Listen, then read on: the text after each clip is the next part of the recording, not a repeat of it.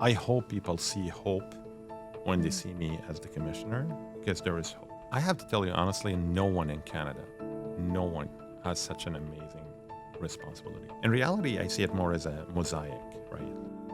Each one of us has their own contribution that is equally important. And that's what makes this beautiful picture of corrections at the end of the day.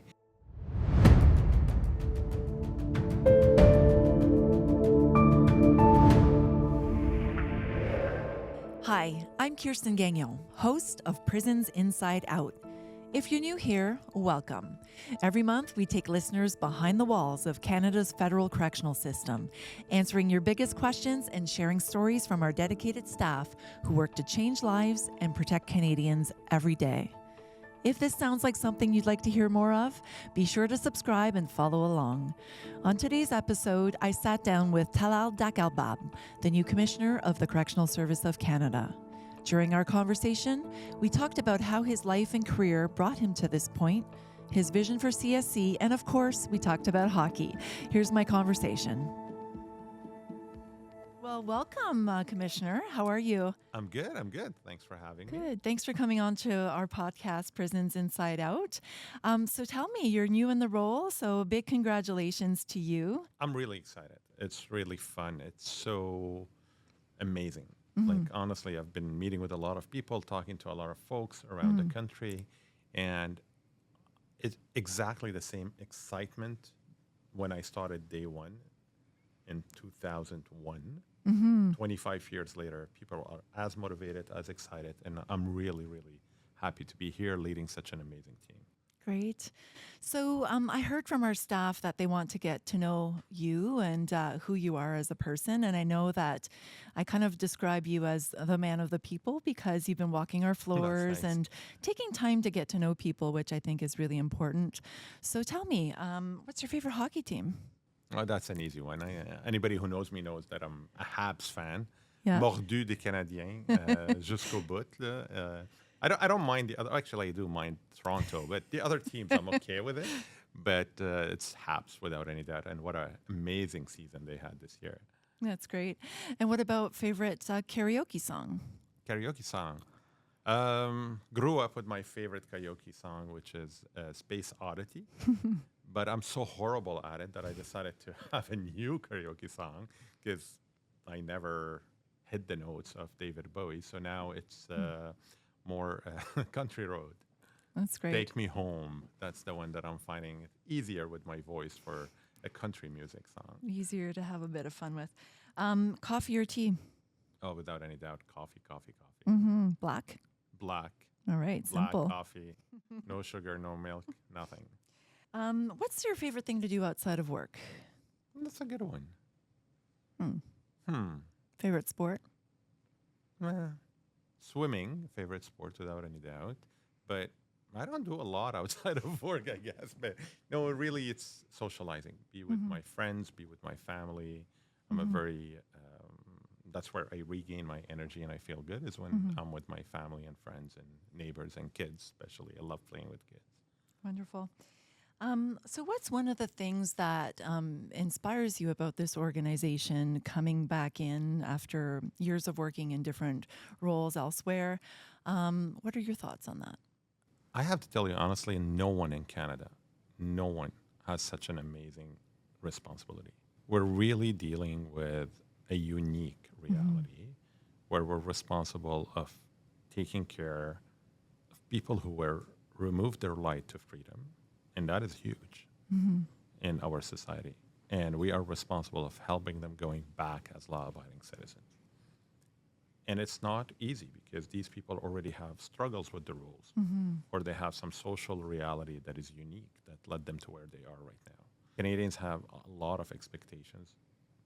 And what's interesting, whenever I discuss with any of my friends, parliamentarians, colleagues, everybody has a very strong opinion about what we should do.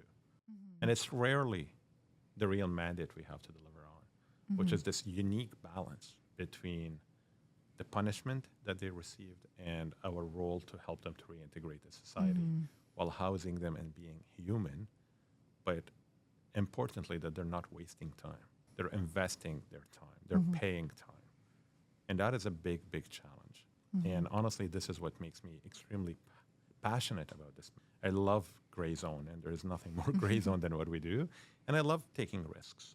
And our job is all about taking risks, and it's all about managing risk, and it's all about accepting that we will live with some kind of risk in life because we never eliminate the risk.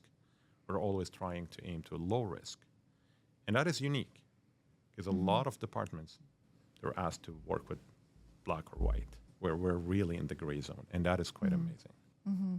I often talk to my own neighborhood when they ask me, oh, you work at corrections, and what does that mean? And I say, well, one day a past offender may become your neighbor, so we need to think about what kind of citizen we want them to be, right? Oh, yeah. And most of our offenders will be released, will go back to the society.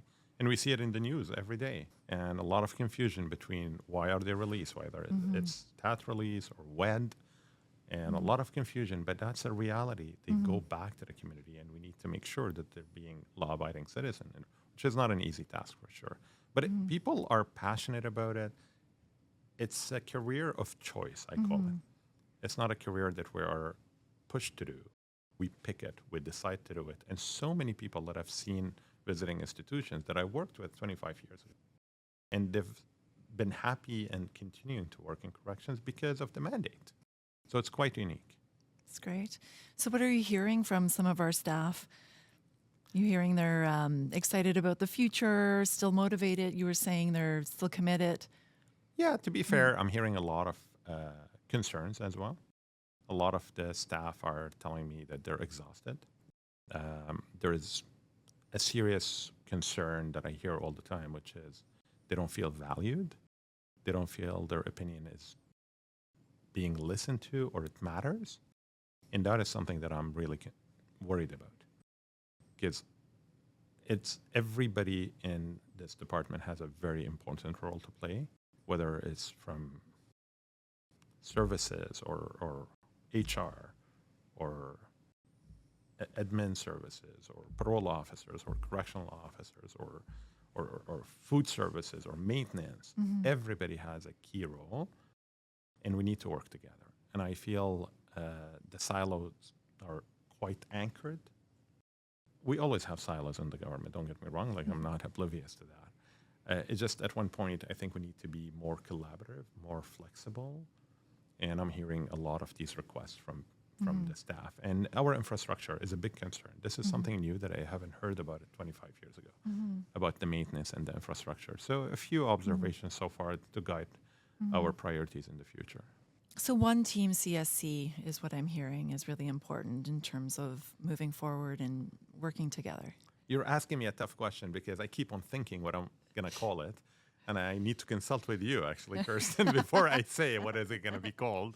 But yes, absolutely. Yeah. Absolutely. It's the collaboration and working together and recognizing each other's value.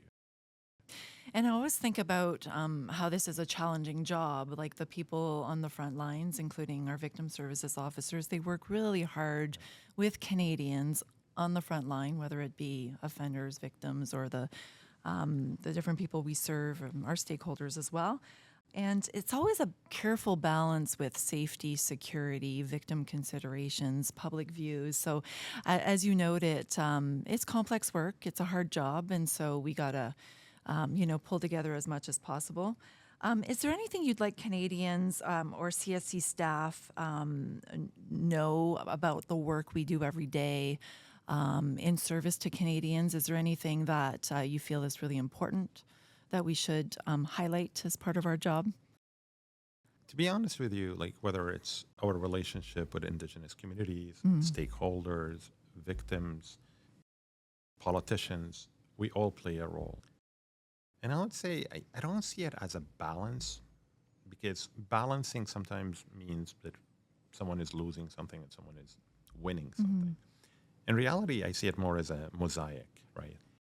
Each one of us has their own contribution that is equally important. And that's what makes this beautiful picture of corrections at the end of the day. And for me, I really want to make sure that we are a transparent, open organization, open to views, open to court decisions, open to our own mistakes, but mostly proud of what we do because it's such a pride. And every single employee in this department, over 20,000 people, we're caring for thousands of offenders. It's such a unique, and honestly, I said it before, but for me, it's such a pride to be able to do that. And I'm hopeful that eventually we'll get this beautiful mosaic that will be able to contribute to expressing our mandate better to the public and to be able to get the recognition that we deserve, quite frankly. So, if we're backing up a bit in terms of yourself, what brought you to this career in the first place when you first came to Canada? Total coincidence. It was not planned at all. It was not a plan. Well, I was born in Saudi Arabia. My parents worked there. My dad was in the business in the oil companies, and Syrian from Syrian parents. Around the age of 9, returned to Syria, where I grew up, and then we migrated to Canada for personal reasons. My father was sick. He was worried about our future. He always said that it was bombe à retardement, qu'il disait. He spoke French, and he always said that our reality in the Middle East was always on a ticking bomb, and you never know the timer. And he wanted a safer place for his family, more democratic, more human rights. And Canada was so attractive. So we moved to Canada. We were lucky enough to come here. 2 siblings, 3 brothers, and my mom and my dad. And, his first mandate for us was, you all need to learn French. Nice. We were accepted in Montreal, and he took us out of school for a year. Extremely difficult for a teenager who thought he was the king of the world, if you want, and my brother as well. He struggled, and both of us now are, as you know, French is my preferred language, and I was actually thinking about these answers, wondering, when are we going to speak French here? But we'll do it. And then I grew up here, went to university, studied, and I was working for an NGO in Montreal that was mostly about helping teenage homelessness. Wonderful. And I went to university to do a research, and there was a kiosk of corrections.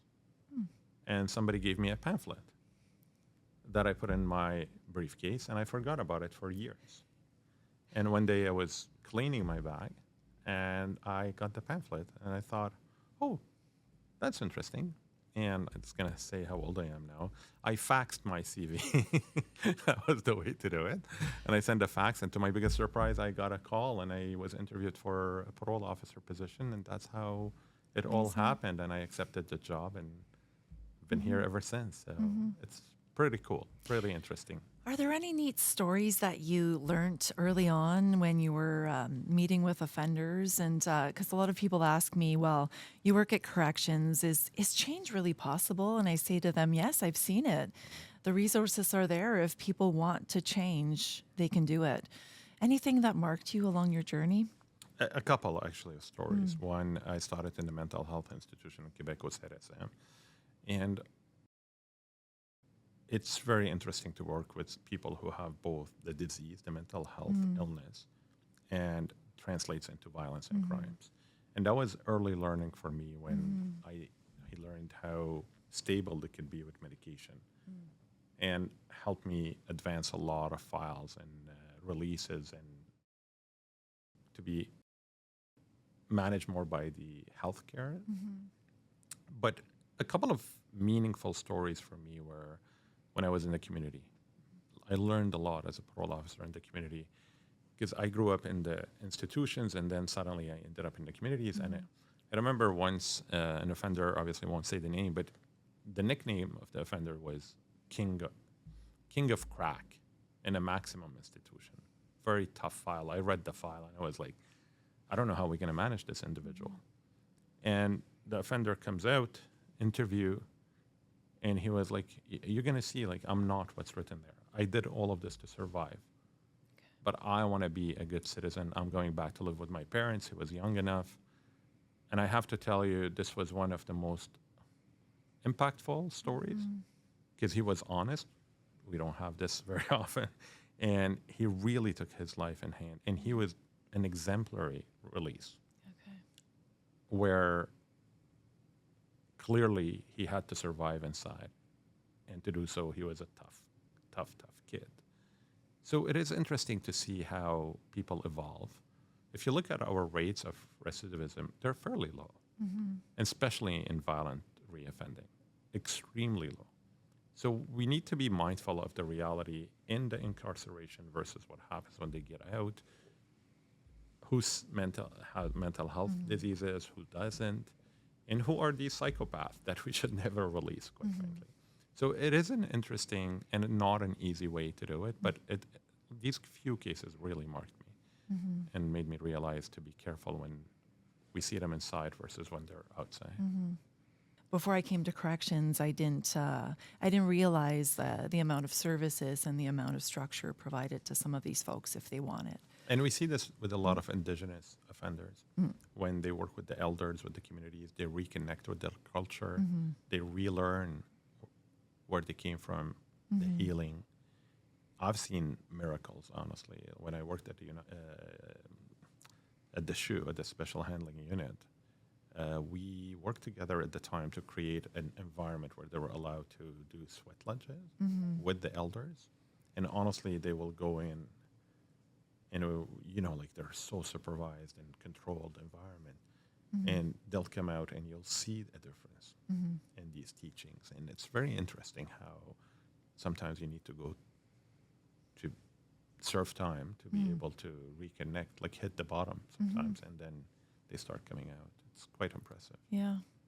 So on a different note, I had a chance to hear from several of our staff, and I work as the champion of anti-racism, diversity, equity, and inclusion, and a lot of them are really inspired by you as our commissioner, and they're very proud to have somebody more representative at our helm.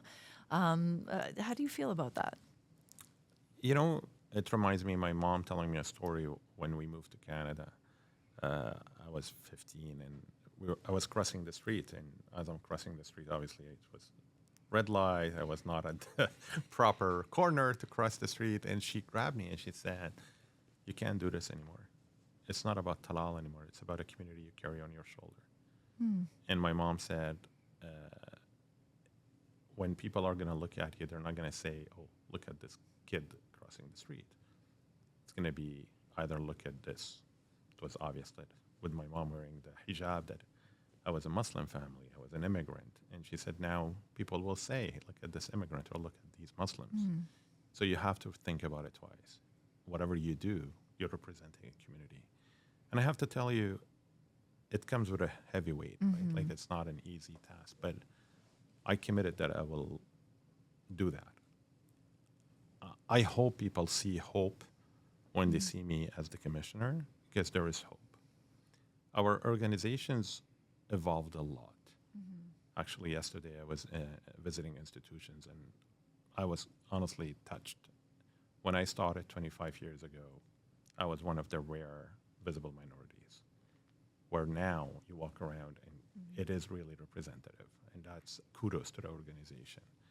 We still have a lot of work to do. I will tell you, it is quite interesting right now. We have the minister who's a visible minority. I'm here as the leader, first commissioner, first person in the portfolio to be a visible minority head. There's still work to be done. I hear sometimes in meetings, things we say, things we do, people don't intend to have these microaggressions that we talk about it, but I'm telling you, it exists. So we still have a lot of work to do, and I hope by being here, it will inspire more and will advance the needle further.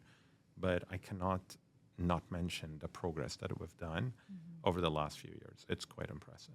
That's great. So my last question was, what are you most looking forward to in this new position? Well, meeting people, that's exciting, and I'm doing it a lot. That's number one. But telling the story. I'm really, really hoping. I'm someone who likes to connect. I have a good network around me, and I want to expand this network within the field that we're in. But I really want to tell the story. I want to make sure that people understand how great of an organization we are and how well we work. I would like to recognize what we're doing in the public domain, as you heard me before telling you, Kirsten.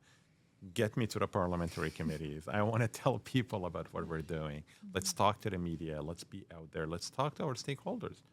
Like, we learn from mistakes, and we have a lot of people willing to give us advice. Let's listen.